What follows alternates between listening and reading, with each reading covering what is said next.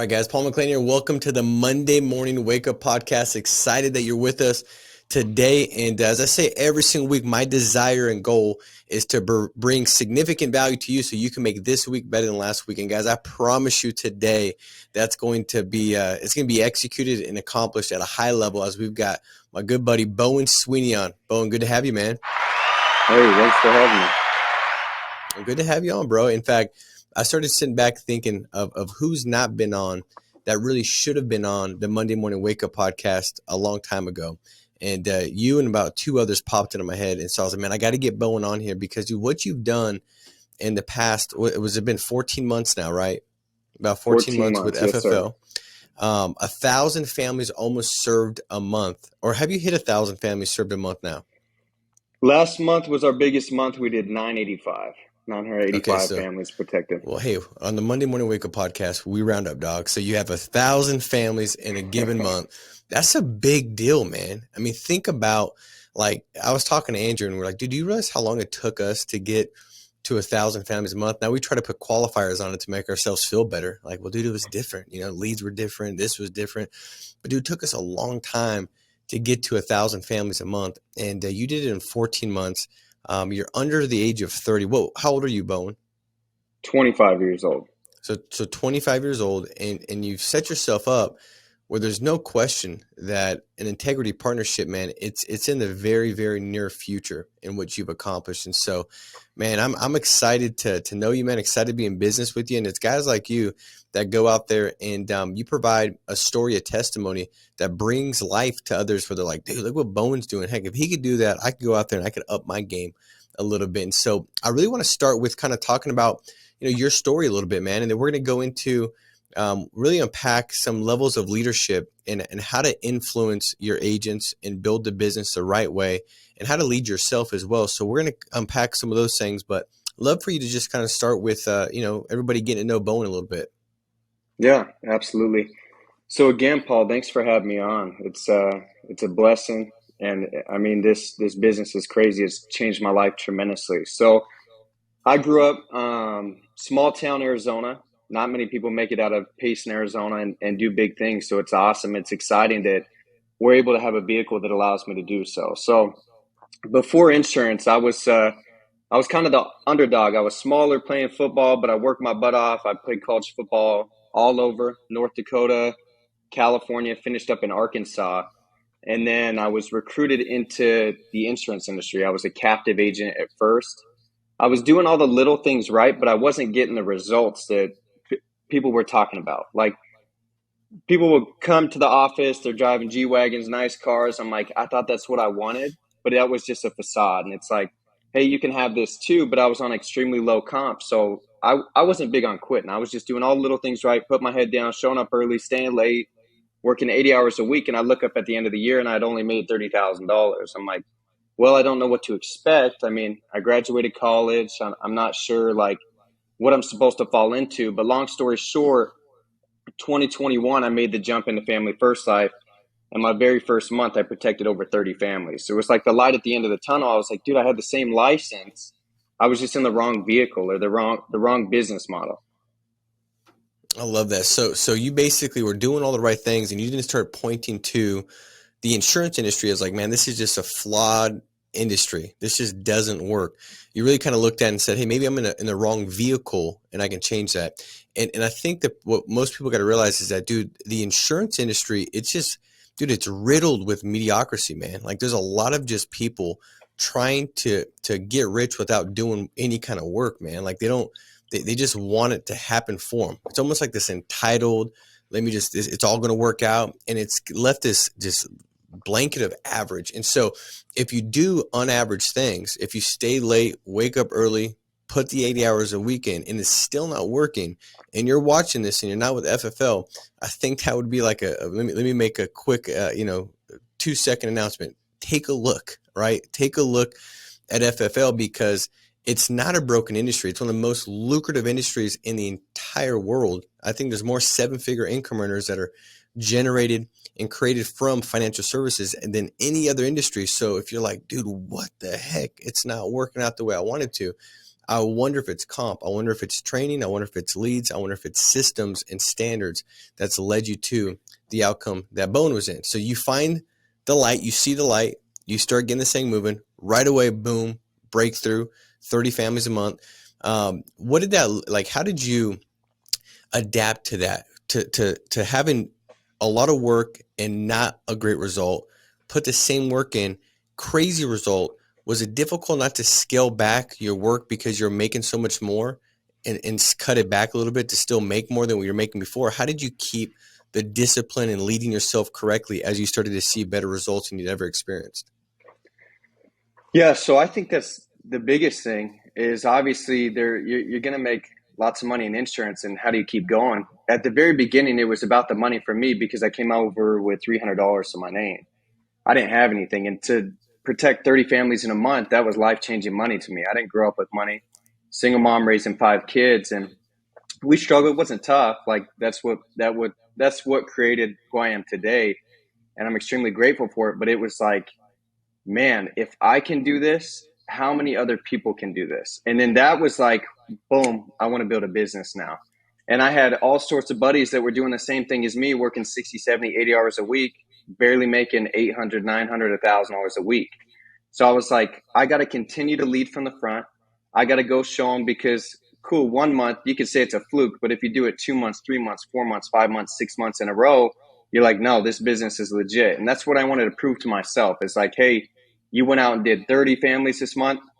You can do it every single month. Now go ahead and teach 10 people how to do that. Because I mean, I came from a captive agency, and I had a couple buddies over there that were struggling, that were just like me, doing all the little things right, getting the wrong result.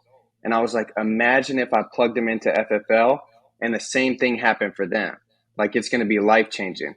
And I think it was, it's a bigger purpose than myself at that point. It was like, hey, I made money. Now it's like, invest this back into other people and help people make money. I've never been like, I didn't grow up saying I want to give back a bunch of money, but ever since FFL, it's changed me tremendously. It's like, if I can make this much, imagine how much I can give back. And that's kind of what inspires me to keep going and keep selling. And at the end of the day, you can't teach what you don't know. So if I didn't do 30 families the next month, I can't teach you how to do 30 families in a month. I love that, dude. So one thing that you said that I want to kind of spotlight is that when you started to recruit people, it was really kind of derived from this belief of like, man, this has been so good for me. Like, I wonder how good it could be for others. Like, if I could do this, I wonder how many other people are kind of like I am.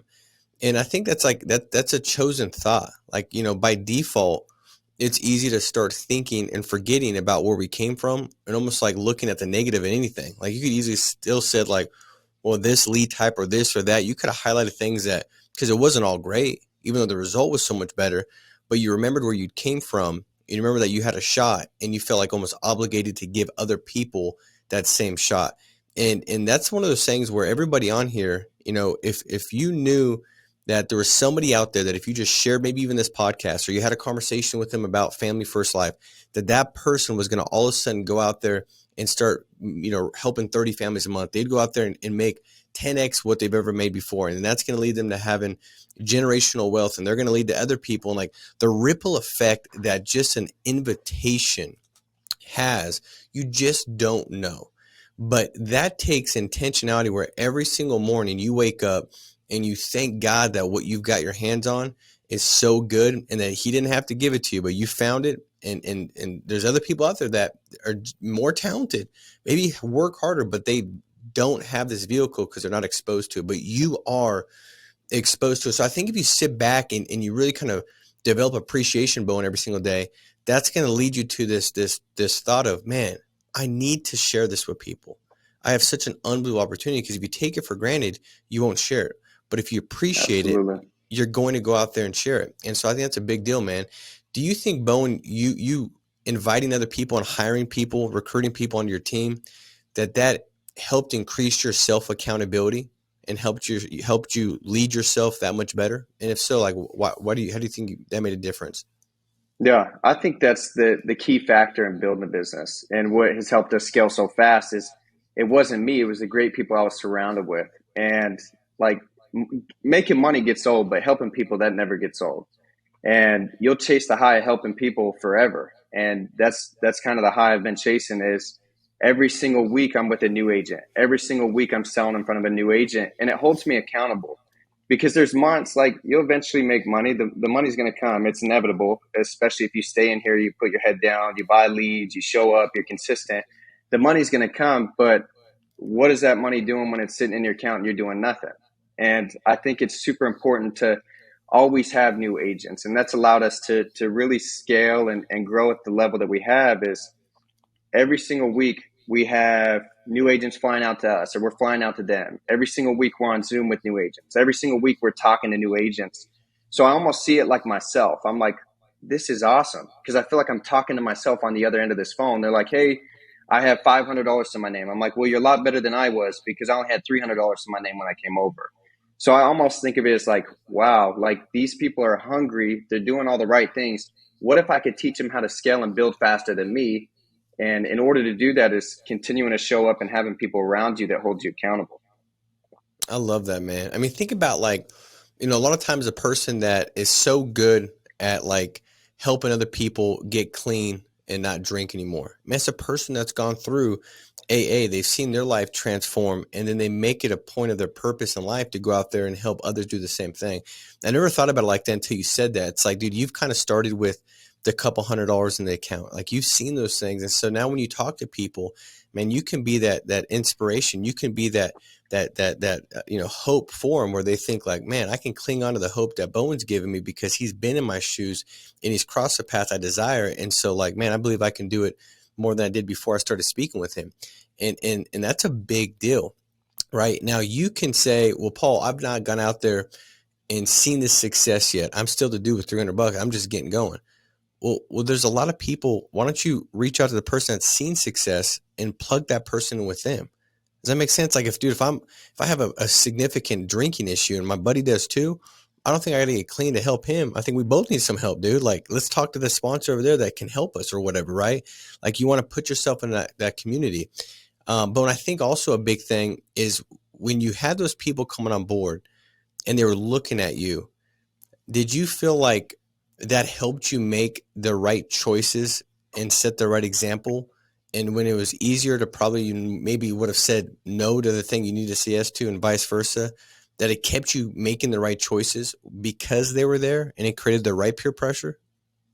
Yeah, absolutely. And I think people think that you're going to get the success right off the bat, or you're not going to have to sacrifice stuff in the beginning. And I sacrificed a lot. I didn't go to a lot of birthdays. I didn't go to a lot of stuff because I had people depending on me, people with families, people with 2 kids, 3 kids. And I took that personal. And at the end of the day, if I'm not selling, then I shouldn't be giving sales advice, because I don't believe in it myself if I'm not selling.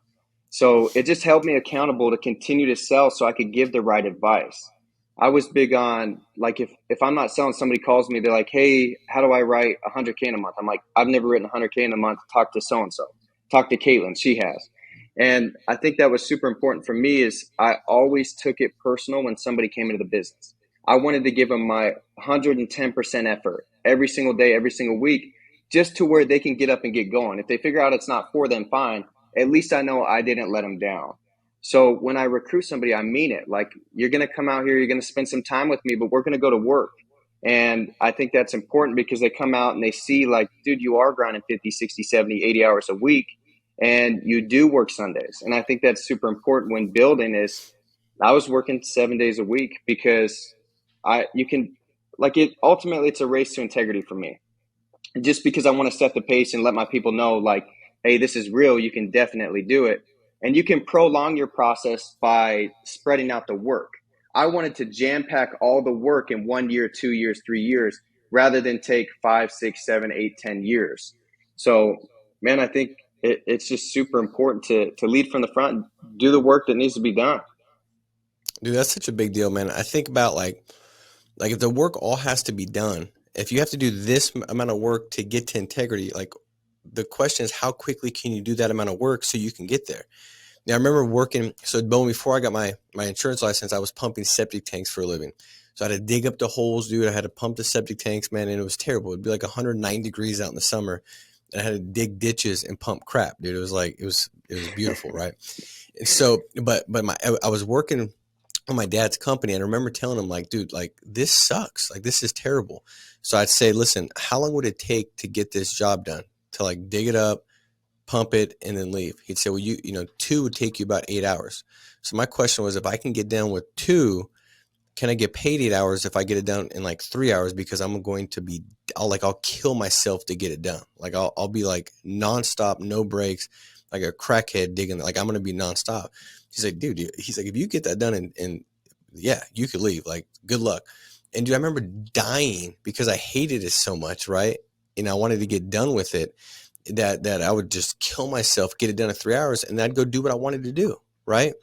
Now, I loved selling, so it wasn't like it was the same as far as, you know, the analogy connecting it to digging these ditches. But what I did realize is that, dude, I didn't want to have to sell forever, but I had to sell so much to be the right example and to feed my business appropriately. And so my goal was I had to go out 10 families. Now, once I had done that, as far as my dial day that would lead to the right appointments to yield those 10 families, I would earn the right to then build my business. So then I could stop, then spend the time recruiting, investing in people, getting them going. And I think that's a great way to look at it. Like the way you put it, Bowen, is beautiful, man. Like there's a road to integrity. Well, that road is this long. Like, why aren't you doing everything you can, sacrificing everything and thinking about anything you can do to get there that much quicker, because you can get there that much quicker. And so I think that's a great perspective, man. Bowen, have you ever read that book, The 5 Levels of Leadership? I have not, no. Okay. So for you to go out there and help that many families, I mean, like how many agents did you have that helped a family last month on your team? We 77 writing agents. Okay. So 77 agents, almost 1,000 families, which means your average agent's doing really well. Your average agent would be what, helping, that'd be over 10 families, 12 families, right? Yeah, absolutely. So you've got one of the highest average, issue paid producing agents on your team, meaning that your average agent on your team helps more families a month than most any organization in the entire country. I mean, FFL is already the highest by far. I mean, most IMOs, the average agent helps 2 families a month. Here, it's like 7 to 10. You're helping 12. So what I want to unpack real quick, man, is like, so the first level of leadership is positional. It's like, you got to listen to me because I've recruited you. And that's obviously not effective at all, especially with a 1099 contractor. The second level of leadership is leading by example. Can you talk about like a little bit, and I know we've kind of alluded to it, but a little bit more on like how important leading by example is, not just for your agents, but also for yourself, and how you start to see yourself as a person that deserves more in this business. Can you kind of unpack that a little bit? Yeah. So it's very important when building to lead by the front. And what I mean by that is like, you got to be doing the long hours. You got to be the one typing in the chat. You got to be the one going through adversity. I think that's what allowed us to grow a lot, is we have a leaders chat, and we push for bad days. We push for rough weeks. We push for adversity, because that's where it's going to grow us the most as leaders. And in reality, if somebody reaches out to you and you've never been through any adversity or any struggles or any chargebacks, anything like that, you can't give them advice on it. So we push for the bad days. And I think if I'm not doing it myself, I'll never ask anybody else to do it. So in order to lead from the front, like, I got to go out there, I got to set the pace, I got to sell, I got to recruit, I got to develop, I got to go on these flights, I got to get people flown out to me, because if I ask other leaders to do it, they're not going to do it if I'm not doing it. So I think it's super important to lead from the front. Dude, I had to write that down because it was so good. You push for bad days, and it's not because you enjoy the bad day, but that bad day is so you can better serve others. Like, so that adversity is not for you, it's for the other person that you're going to speak to, that maybe doesn't have the same thick skin or belief that they're going to be successful, but you had that struggle. So now that you can give them that story, you can walk them through it, you can encourage them, uplift and motivate them. And maybe that story keeps them in business because you had it. And I do that. That's a phenomenal thing. So most people thinking like, man, why did this happen? Maybe it didn't happen, for you. It happened so you can help somebody else because of that, Exactly. I mean, a great way to look at it. Well, the next level of like leadership. So you got positional, You got like permission, like relationship, right? Or yeah, I'm sorry, I skipped one. So it's example before that's relationship. Can you talk about like how you lead with relationships, like how important those are? How do you develop relationships? How do you, connect with the person in such a way that you can bring out the best in them? Really kind of talk about the relationship side of, your organization and the agents you work with. Yeah. So if you think about it, when I when we bring on a new agent, we recruit a new agent, are you just meeting them virtually over Zoom or over the phone? And that's a question I would ask myself. I'm like, man, I really don't know these people. So what I did is like every single month we'll do a lockout where agents come to us. We'll get the Airbnb for a week and we'll have 30 new agents in there. And we'll sell, we'll have fun, we'll all be pouring into each other, but we'll have barbecues and we'll get to know these people and we'll let them know like, hey, like we're here to help you. And I think that's what helped us a lot is it's not just somebody over Zoom or over the phone to where you're having a tough time. You don't feel like you can reach out to me. No, we established a relationship when you came out. Like, I'm here for you. And I think that's helped me a bunch is a lot of people, they don't want to talk about what they're going through.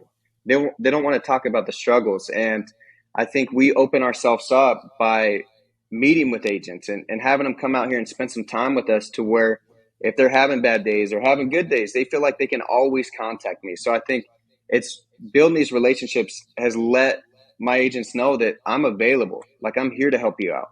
I'm gonna go to war with you. And I think that's super important is just getting around them in person, not just virtually or over the phone.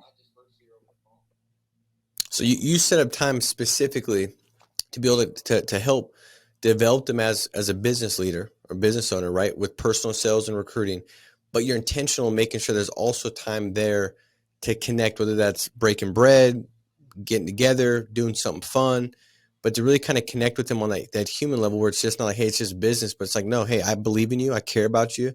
I'm going to see this through for you. And I'm going to be the person on your side that's going to be rooting for you. Dude, that's a big deal. And I think that everybody on here, if you're working with a team, you can say, well, I got one agent. Okay. Well, is everything you talk about with that agent just like how they need to dial more and how they need to book more appointments and how they should dial and what they could tweak? Or do you actually spend time getting to know that person? Like what's their why? What's their purpose? Have you gone and spent any time just like going to lunch with them? Now, Bowen, you don't do that for every single person because you can't, right? Yep. How do you choose which ones to kind of like take that extra initiative to go deeper with that relationship and form that connection? How do you kind of determine what that looks like? Yeah. So super important question is I don't spend time with people that aren't working hard. So most importantly, like you got to be here, you got to be working hard. If you're struggling, like we see it, if you're working hard, we see it, and we're going to spend time with you. But yeah, we really only surround ourselves with the people that are working hard. If you showed up and you worked Monday and Friday and you're like, man, this business doesn't work for me, you're not going to be somebody we really spend time with and build a relationship with because you're not even giving yourself an honest try. So just the people that are working hard, the people that are showing up, that are consistent, that are bought in, those are the people we'll spend time with and we'll build a business with. I love that, man. And I remember Dave Anderson, he said like, you can't, like it's harder to get the guy that sells 2 cars a month to sell 3 or 4 than it is to get the guy that's selling 8 to sell 12. Like it's so much Absolutely. harder to get that to move because they have to first come up with this conviction that it's going to work for them. They're gonna pay the price. They're gonna sacrifice. They're gonna put the time in. And so I love that as a good qualification. Like who do I work with? Well, who's actually working? Like who's doing stuff, man? Who's getting after this thing? All right, the next level is reproduction. It's people development. So it's like sewing into people and helping them grow and develop. How have you implemented that level of leadership within your organization where you're developing the people, right? Where you're kind of duplicating yourself into the others and helping grow them as an entrepreneur, business owner, even just an overall person? What does that look like? Yeah. So this is another important one as well because I mean I'm only 25 years old. The only type of leadership I had was playing college football, like just getting yelled at and I thought that was the only type of leadership. And I responded well to it, but not everybody's the same. So I had to learn the hard way. I had to learn through trial and error and figure out what and what not to say. And how I did that was obviously developing myself. And we're big on this. We'll have every single week, we'll have a leadership call. And we talk about if you're not developing yourself, you can't develop others. And I think that's super important. We'll talk about the books we're reading, the podcasts we're listening to, the sales training we're going to. And if you're not doing those, then you're not developing yourself in order to give people good advice every single week. So I think having a leaders chat has helped me tremendously, because I also empower my leaders to where they push me to grow. They're like, hey, this is what I watch. I'm like, man, I haven't watched that. I'm going to watch that. And then we're just developing that much faster because there's 10 of us dropping something in there every single day that's motivating us to sell, recruit, and help others.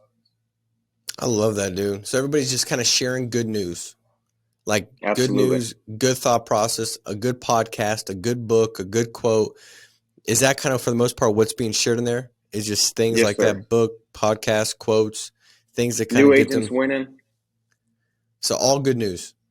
Yes, sir.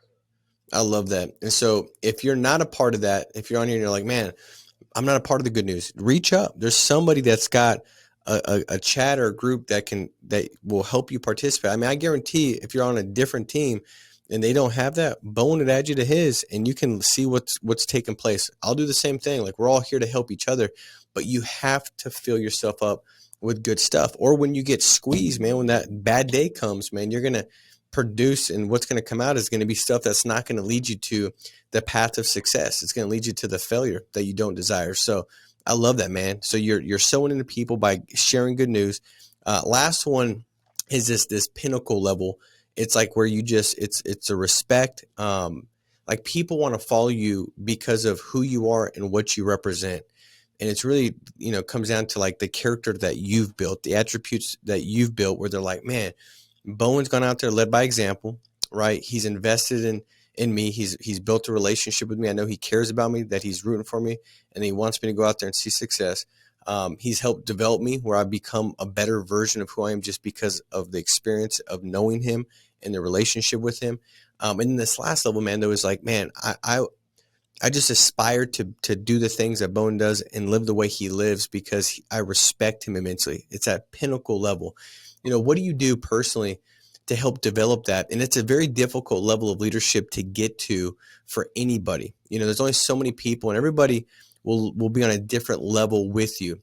So Bowen, in your organization, you might have some people that are at that very first level where it's just like the positional leadership, not because you're leading from that level, but they have not yet built a relationship. So they're just like, I'm going to listen to him because he's at this board member level, right? And then there's some people on the relationship level where they're like, okay, well, he's connected with me. Maybe it's a podcast, one-on-one conversation.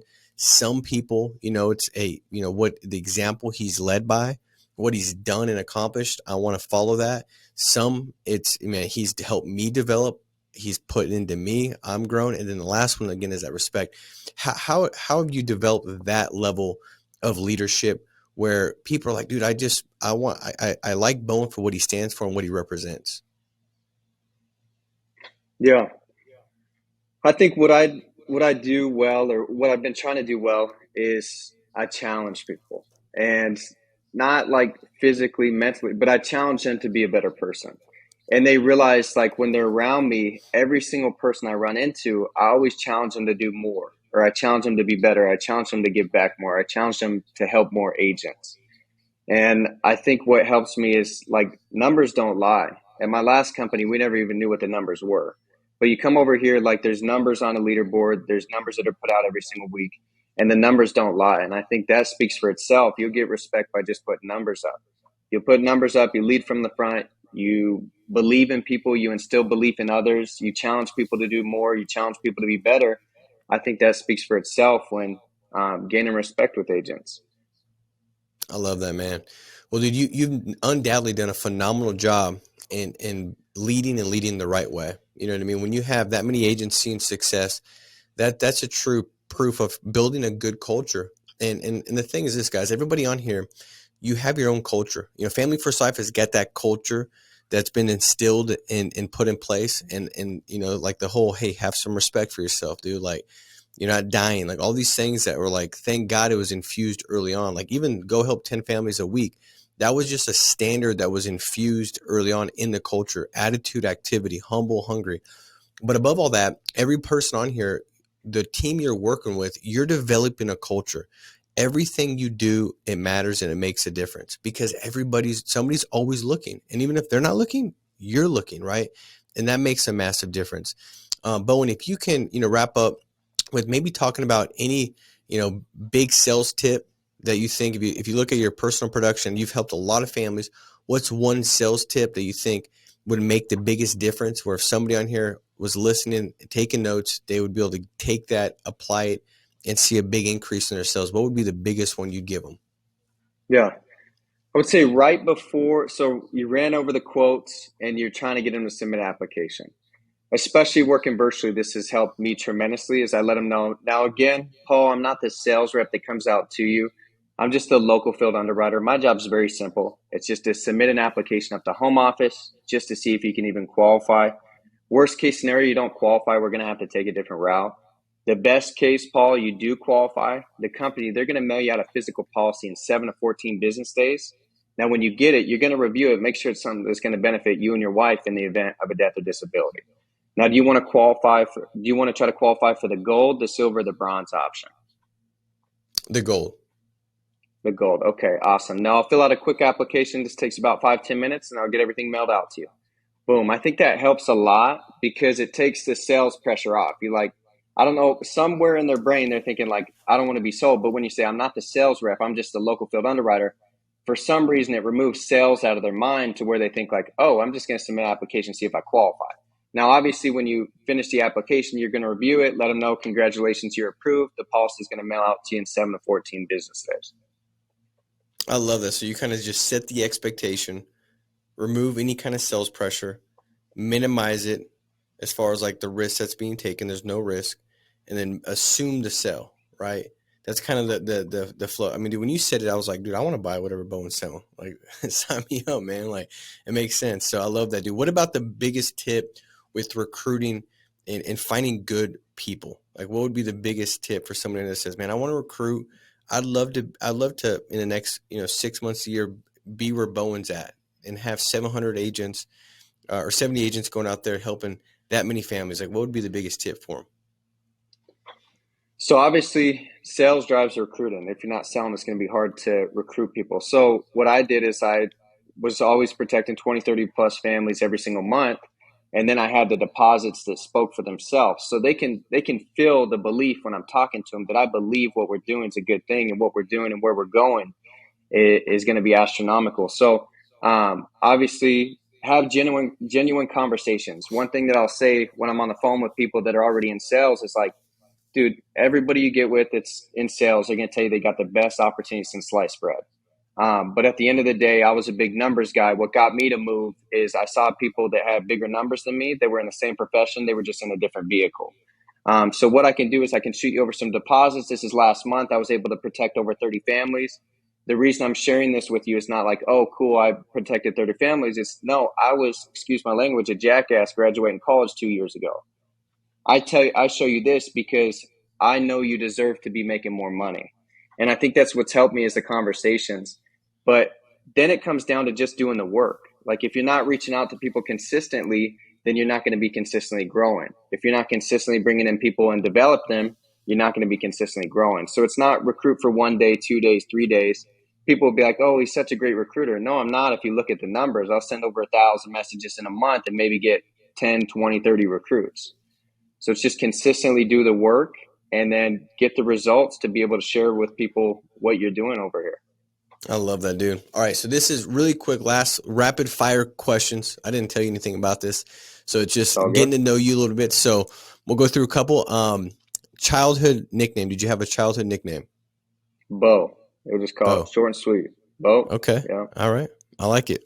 Favorite band, music, artist, rapper, who's your favorite, music to listen to?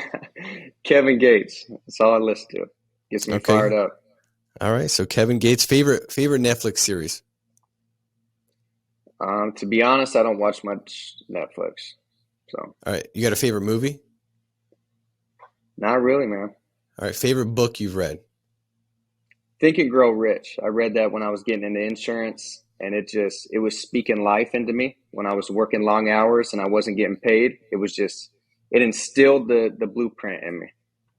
All right. So last one is this: something that no one watching this podcast would know about you. Let's see here. They know that. Played college football in Monterey. Okay, cool, man. Well, dude, hey, it's been great getting to know you, Bowen. And I'll tell you what, man, this podcast, you provide a significant value, because the thing is this: even somebody that's on here that's not in a position where they have agents they're working with, you're working with yourself, and that's such an important thing in this business. Like everything you do, you're either casting a vote for the person that you need to become to hit those goals, or you're casting a vote for the person that's going to really take you away from your potential and lead you down the path you don't want to go.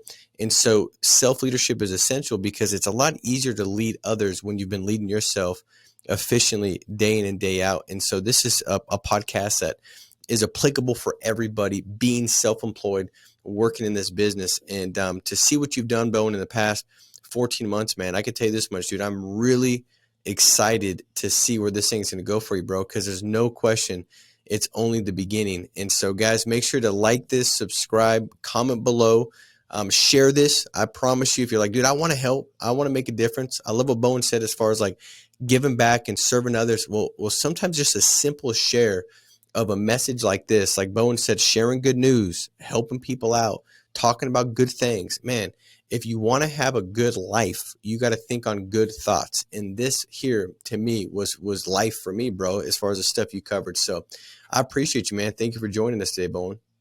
Yeah, thanks for having me, Paul. You got it, brother. All right, guys. Well, hey, make it a massive week. Be strong, stay steadfast, and we'll talk to you soon. Take care. Bye-bye.